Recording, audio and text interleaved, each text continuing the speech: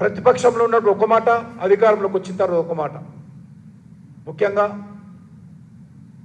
Phone tapping case చాలా భయంకరమైనటువంటి case. Phone tapping విషయంలో ప్రతిపక్షంలో ఉన్నప్పుడు ఇదే రేవంత్ రెడ్డి గారు సిబిఐ దర్యాప్తు డిమాండ్ చేశారు. భారతీయ జనతా పార్టీ ఆఫీసులో పనిచేసేటువంటి సిబ్బంది యొక్క ఫోన్ కూడా ట్యాప్ చేయడం జరిగింది. ఈరోజు భారతీయ జనతా పార్టీ నాయకుల ఫోన్లు ట్యాప్ చేయడం జరిగింది. భారతీయ జనతా పార్టీ కార్యాలయంలో పనిచేసేటువంటి సోషల్ మీడియా టీం యొక్క ఫోన్ నెంబర్స్ కూడా ట్యాప్ చేయడం జరిగింది. ఈ ప్రభుత్వము హైకోర్టులో చెప్పినట్టు హైకోర్టు యొక్క జడ్జీల ఫోన్లు, వ్యాపారస్తుల ఫోన్లు, సినిమా నటుల ఫోన్లు, ప్రతిపక్ష పార్టీల నాయకులు కార్యకర్తల ఫోన్లు, ఎన్నికైనటువంటి ప్రజాప్రతినిధుల ఫోన్లు కూడా అప్పటి బీఆర్ఎస్ ప్రభుత్వం ట్యాప్ చేస్తే ఇప్పటి వరకు కాంగ్రెస్ పార్టీ ప్రభుత్వము మరి వ్యవహారం చూస్తూ ఉంటే నేను కొట్టినట్టు చేస్తా, నువ్వు ఏడ్చినట్టు చేయన్నట్లుగా ఈరోజు కాంగ్రెస్ పార్టీ బీఆర్ఎస్ పార్టీ వ్యవహారం ఉంది. రెండు కలిసి నాటకాలు ఆడుతూ ఉన్నారు. ఈరోజు మనకు వస్తున్నటువంటి సమాచారం ప్రకారము కాంగ్రెస్ పార్టీ బీఆర్ఎస్ పార్టీ ఒక అండర్స్టాండింగ్ వచ్చారు. ఈ రాష్ట్రంలో ఏదో రకంగా భారతీయ జనతా పార్టీని అడ్డుకోవాలంటే మరి మనం ఏదో రకంగా నాటకాలు ఆడాలనే విధంగా ఒక అండర్స్టాండింగ్ వచ్చి వాళ్ళు కుట్రలు చేస్తున్న విషయం మనం చూస్తూ ఉన్నాం. ఖచ్చితంగా ఈ రెండు పార్టీల యొక్క నిజస్వరూపం మనం ప్రజల ముందు పెట్టాల్సినటువంటి అవసరం ఉంది. ఏదైతే బీఆర్ఎస్ పార్టీ టైంలో జరిగినటువంటి అవినీతి ఉందో, అక్రమాలు ఉన్నాయో, అధికార దుర్వినియోగం ఉందో, వీటన్నిటిని పట్ల కూడా మనం ఎప్పటికప్పుడు ప్రజల దృష్టి తీసుకెళ్లాల్సిన అవసరం ఉంది. ప్రజలను చైతన్యం చేయాల్సిన అవసరం ఉంది.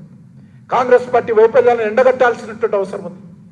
కాంగ్రెస్ పార్టీ 6 గ్యారంటీలు కానీ 420 సబ్ గ్యారంటీస్ కానీ ఎప్పటికప్పుడు అడగాల్సినటువంటి అవసరం ఉంది. ఆ దిశలో మనం కార్యాచరణ ప్రణాళిక రూపొందించుకొని ముందుకెళ్ళాలి. ఇప్పటికే మనము విజయవంతంగా మండల కమిటీలు పూర్తి చేసుకుంటున్నాం. మండల కమిటీలో వచ్చినటువంటి కొత్త రక్తము, నూతన నాయకత్వం పార్టీ సిద్ధాంతాల పట్ల అవగాహన కల్పించి రానున్న రోజుల్లో మన మండల కమిటీలు, జిల్లా కమిటీలు పోరాటాలకు సిద్ధం కావాల్సినటువంటి అవసరం ఉంది. ఉద్యమాలతో ముందుకెళ్లాల్సినటువంటి అవసరం ఉంది. ప్రజల మద్దతు కూడగట్టాల్సినటువంటి అవసరం ఉంది.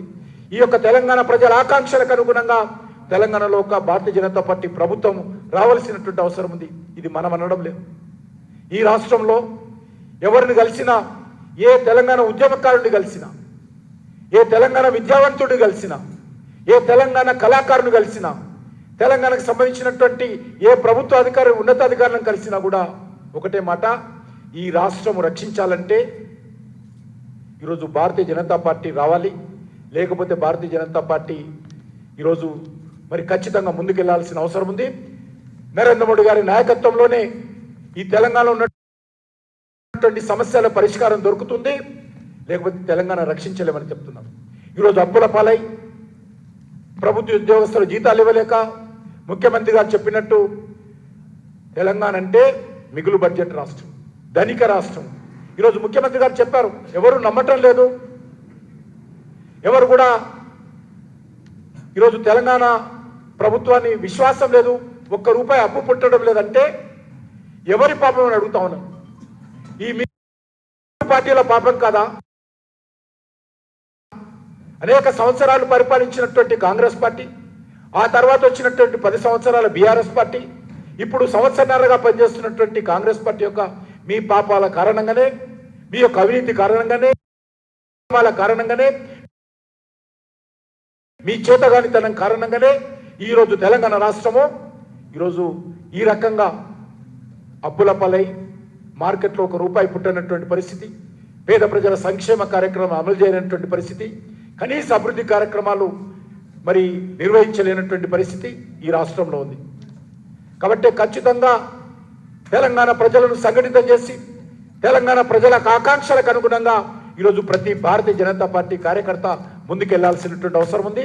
దానికోసము మనందరం కూడా ఐక్యమత్యంతో, కమిట్మెంట్తో నరేంద్ర మోడీ గారి నాయకత్వంలో ఈ రాష్ట్రంలో ప్రజలకు విశ్వాసం కల్పించి, ప్రజలకు ధైర్యం కల్పించి, ప్రజల మద్దతు కూడగట్టి ఖచ్చితంగా ప్రత్యామ్నాయ శక్తిగా మనం ఎదగాలి. దానికోసం మనం అందరం ప్రయత్నించాలి.